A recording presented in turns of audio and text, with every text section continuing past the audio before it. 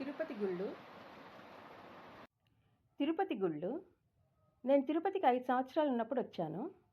కాలేజీలు, యూనివర్సిటీలు ఉన్నాయి, నృత్య కళాశాల ఉంది, మహతి ఎన్నో కార్యక్రమాలు జరుగుతుంటాయి, శిల్పారామం ఉంది, ఎంతోమంది గ్రామదేవతలు ఉన్నారు.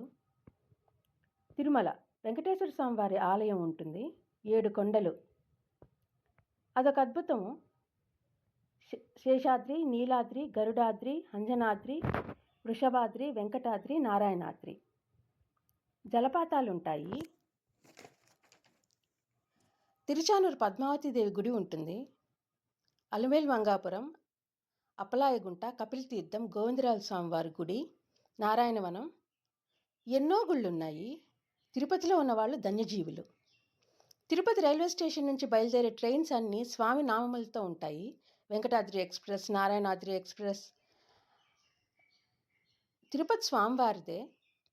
శ్రీ వెంకటేశం ఆధ్యాత్మిక మాసపత్రిక వస్తుంది. చిన్మయ మిషన్ ఉంది, భగవద్గీత చెప్తారు. తిరుపతి గుళ్ళు, ఎన్నో నైవేద్యాలు.